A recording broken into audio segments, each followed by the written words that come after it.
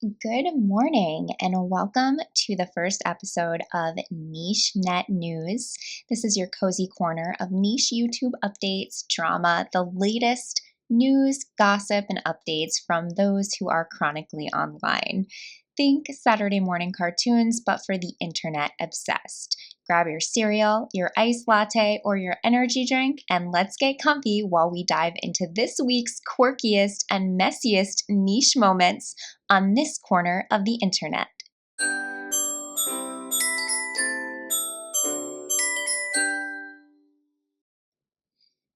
First up, we are going to take a look at commentary true crime YouTuber Becca Scoops. If you are not familiar with Becca, she has been covering lots of Gypsy Rose Blanchard true crime information, and people online are recently speaking up and saying that they are kind of getting sick of Becca Scoops. Many in the Gypsy Rose internet circles are discussing claims that Becca Scoops' channel has shifted from research true crime coverage to more gossip and drama-styled content. She's been doing a lot of live streams, and some netizens in Reddit are commenting that they think she's kind of abusing the donation feature and getting a lot of those super chats and spending a lot of time doing kind of just like drama channel type content. Now, a lot of Reddit threads in the shady gypsyverse reflect that a growing number of viewers feel that her style has dramatically changed, some saying that she focuses more on opinions and snark more than deep dive investigative material. Additionally, there was a post a few weeks ago about her channel being hacked, which she reported to moderators and YouTube, though some fans expressed some skepticism. Most recently, Becca Scoops dropped a video, and there's some chatter among Redditors about that video's response to a podcast by Crimehouse Studios, where she strongly criticized their points about Gypsy Rose. Now, I will say that I did watch both podcasts. I watched Becca Scoops and I watched the entire coverage by Crimehouse Studios.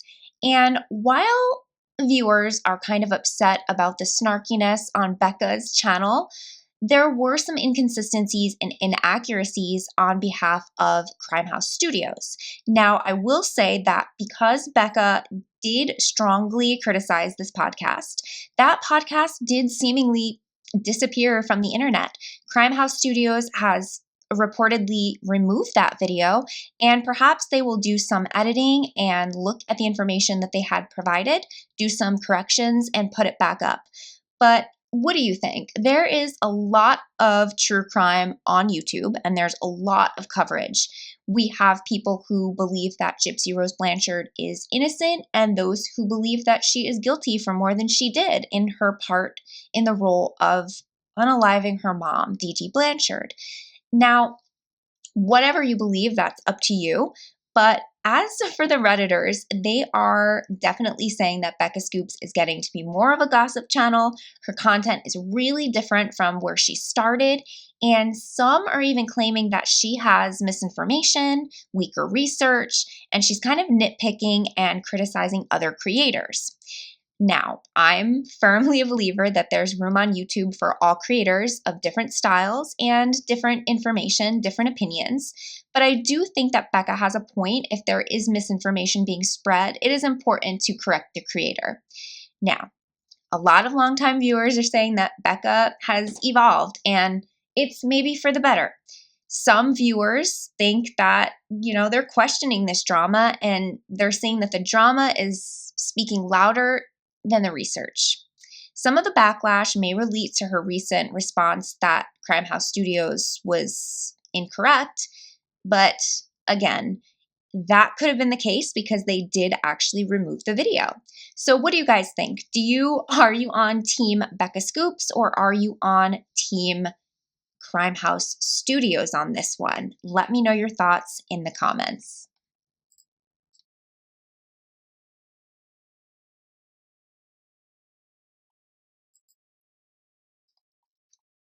Now, moving on to our next story. The YouTube channel, The Grimm Life Collective, known for travel, paranormal, and all around spooky content, shared that after 9 years together, Jessica and Michael are officially ending their marriage. And though they will continue as friends and co creators, they are getting a divorce. The announcement was posted on platforms this past week, like Instagram and Facebook. It's being discussed on Reddit Grimm Life Collective, where fans are reacting to the news and the fact that Michael's transition to Emily has been part of a recent change noticed on their channel. The Reddit threads show a mix of support and confusion, including fans expressing sadness but wishing them well.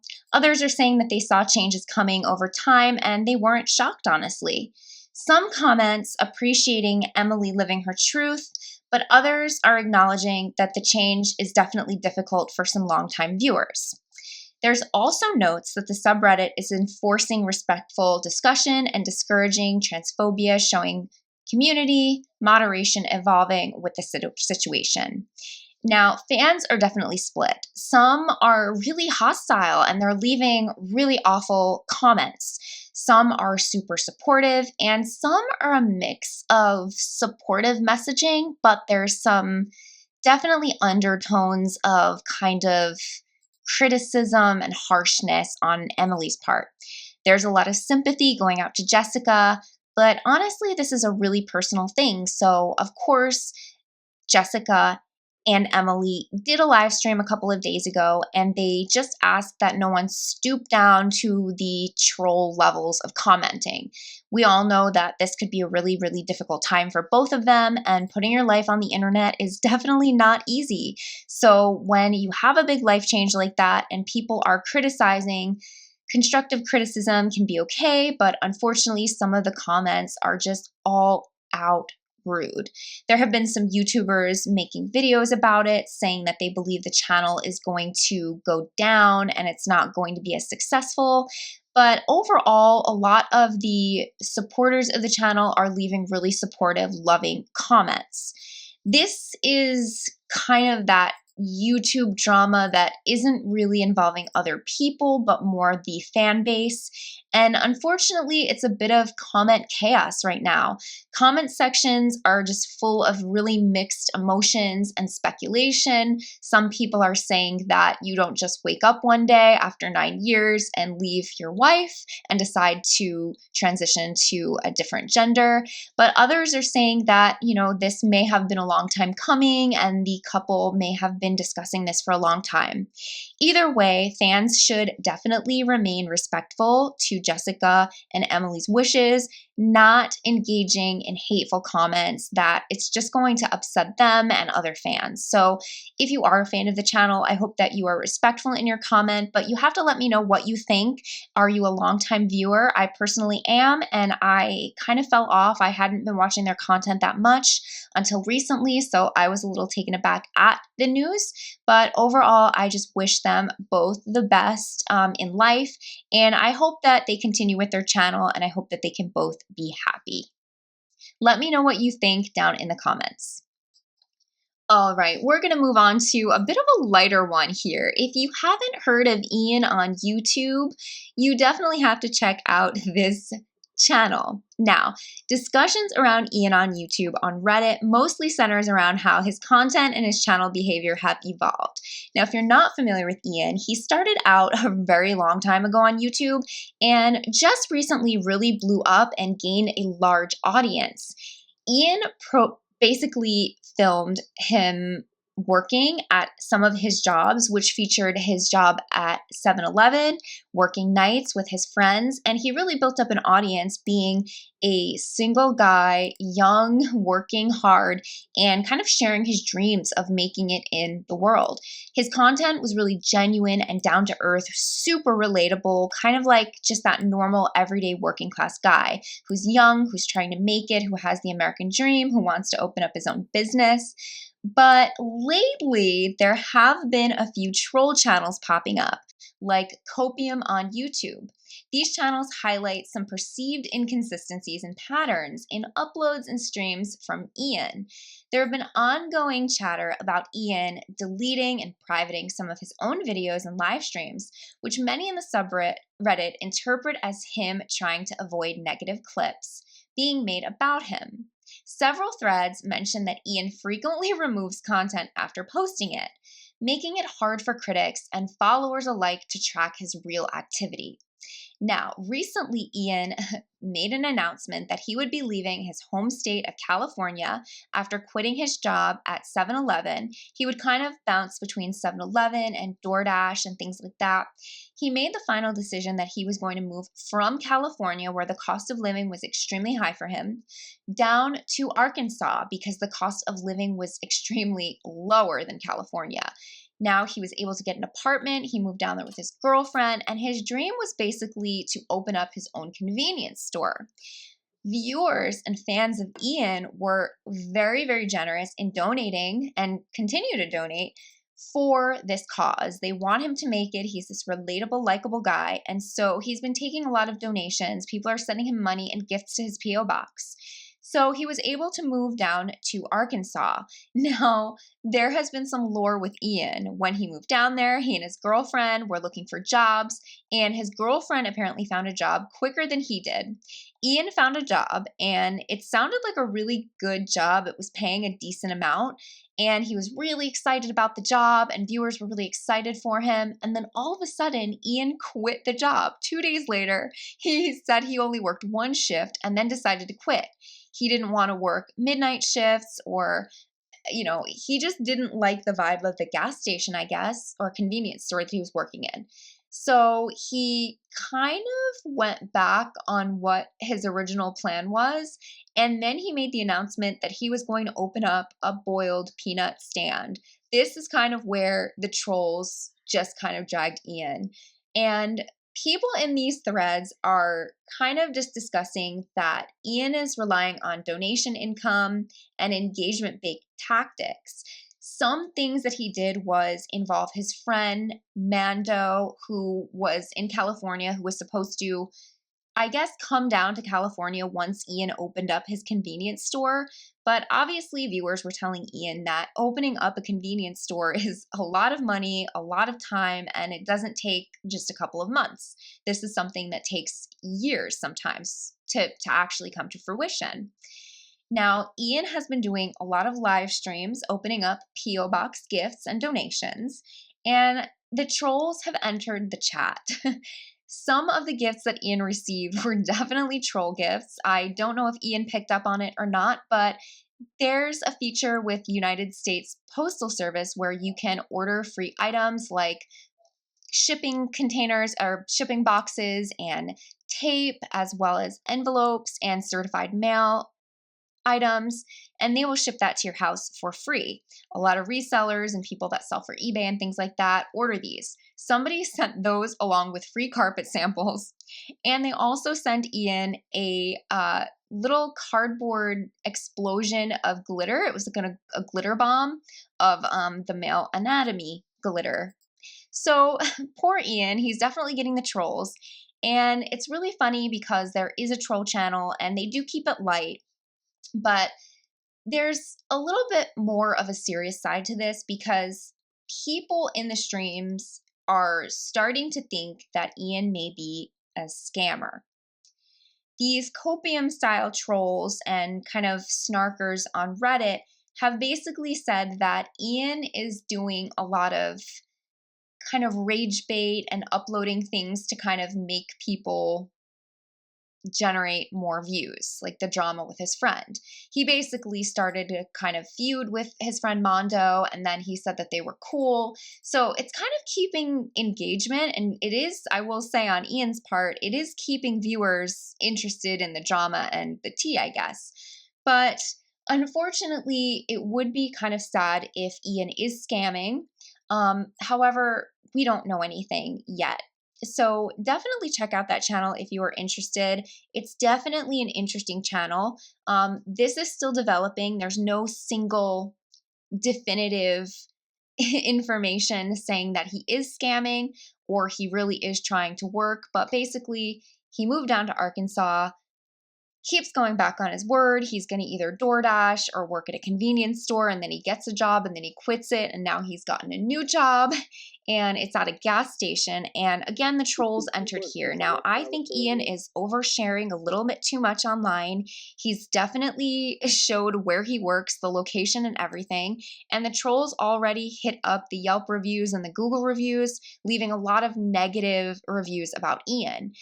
Ian needs to watch out because he did get fired from one of his jobs at 7-Eleven, and I hope that that doesn't result in him getting fired again because of the internet trolls. But we do hope that he is being honest and actually keeping those donations for what he says he's using them for. I will continue researching and watching this channel and let you guys know if we have any more updates on Ian on YouTube. Okay, the next one is a lot more serious. So we are going to be talking about JLR Investigates. This is a true crime channel run by Jonathan Lee Riches. And if you don't know who this is a channel with 500,000 followers, currently sitting at 546,000 subscribers. And over 6,000 videos. He covers true crime cases. But Jonathan Lee Riches, who is well known for his litigations and controversial past involving thousands of lawsuits and brushes with the legal system, has been involved in a recent scandal. Now, the recent controversy is that in the past few weeks, there have been fresh reports and discussions surrounding DV reports against his girlfriend. A New York Post article and podcast covers this, and I'm going to link this in the description so you can read about it if you're interested.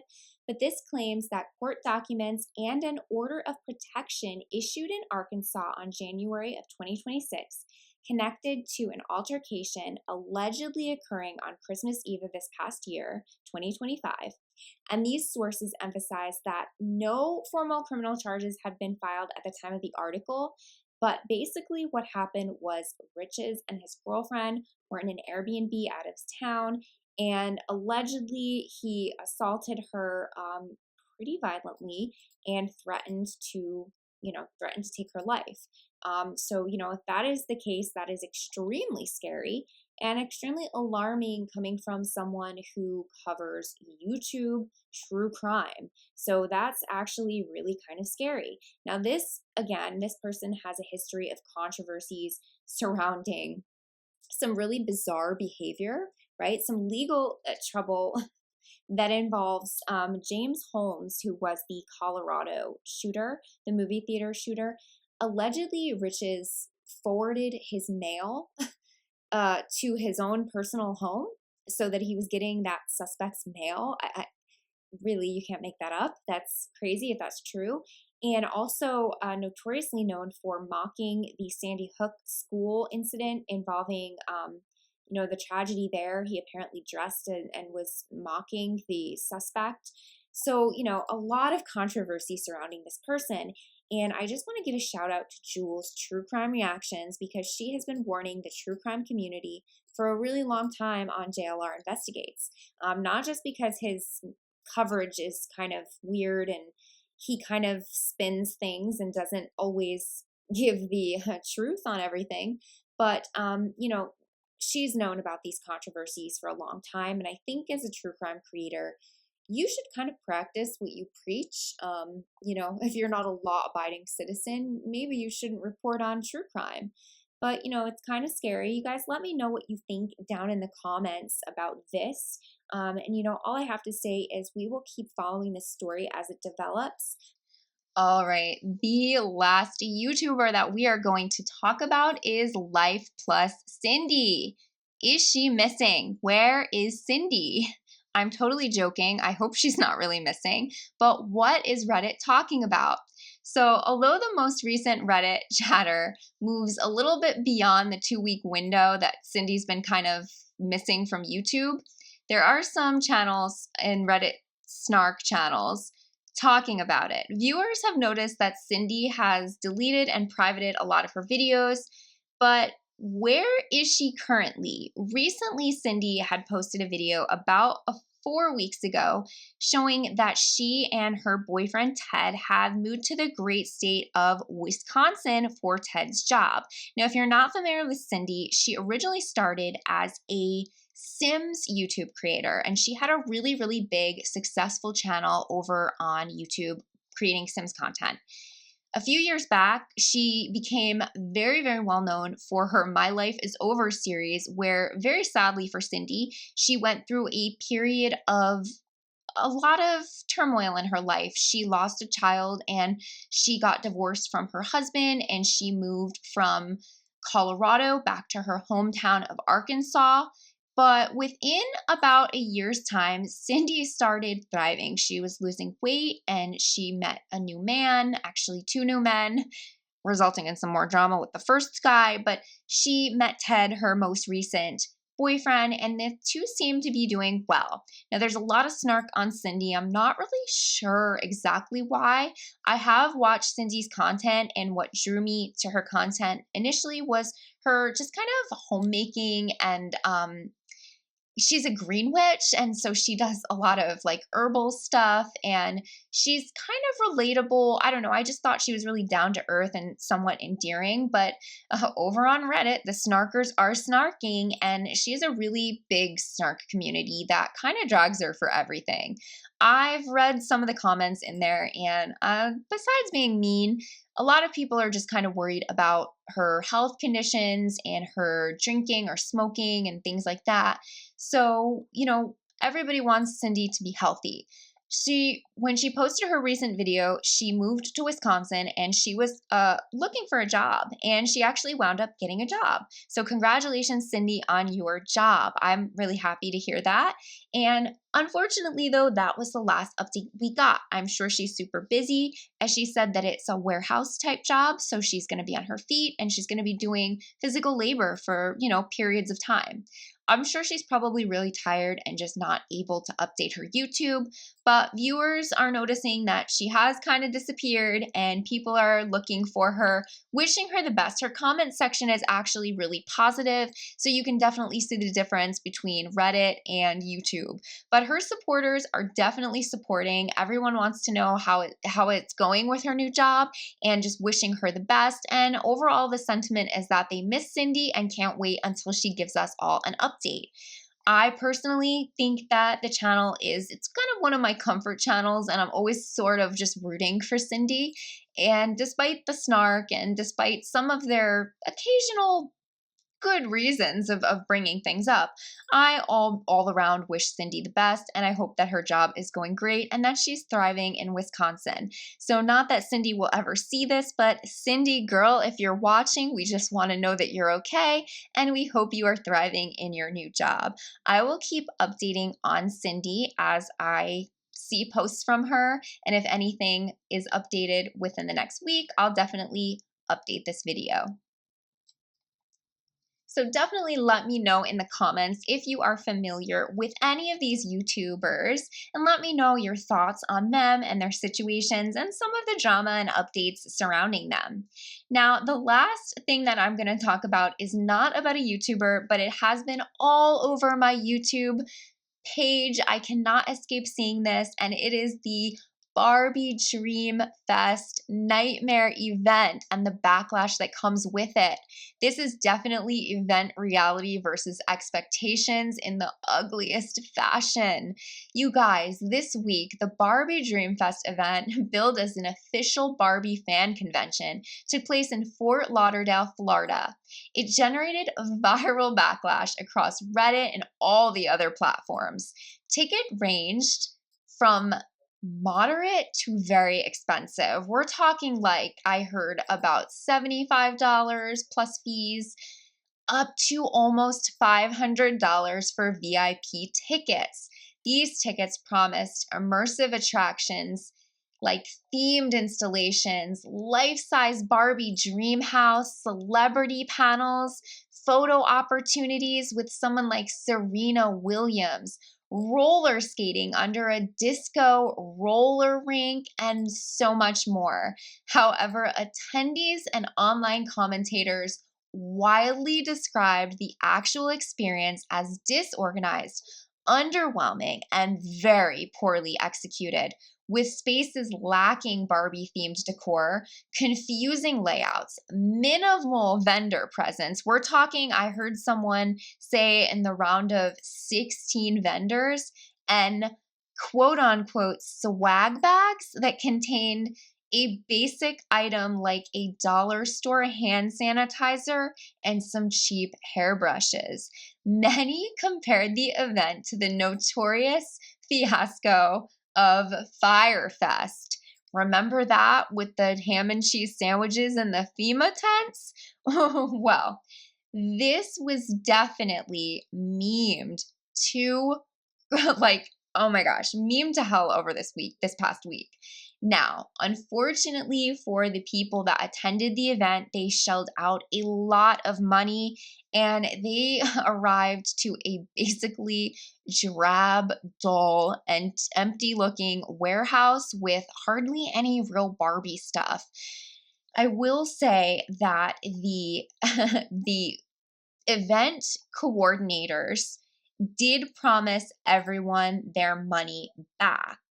But I mean, does that include hotels and flights and all of the other stuff? Because I gotta say, that is super disappointing, and a lot of people spent a lot of money. I heard people even wasted their money on wardrobe changes that they never even got to wear. I really hope that someone else creates a really good Barbie Fest so that the people who attended this one can actually have something to look forward to. But what do you guys think of this? Have you ever attended an event like this that was marketed as some really, really cool thing but just fell flat? Let me know in the comments. All right, and that is going to be it for this week on Niche Net News, from creators facing scrutiny to transitions that divide communities to events that went viral for all the wrong reasons. Stay tuned for next Saturday morning when we break down the latest Niche Net News and more. I just want to thank you if you made it to the end of the video. This is my first ever episode, and thank you so much for hanging in there with me. I know that it's my first and probably not going to be the best, but I look forward to updating you each week with some more niche news. Please let me know in the comments what you think of the content, and if you have a niche YouTuber that shows up on your feed quite frequently, whether you're a fan or not, or if you see any kind of niche YouTube drama that you'd like me to cover on the channel or do a deep dive on, please let me know down in the comments. I really love that you stayed till the end. I really appreciate you watching the channel, and if you like the content, please leave me a like, leave a comment, and don't forget to subscribe for all your Niche Net News updates. Thank you so much again, and I hope you have a beautiful weekend. Mwah.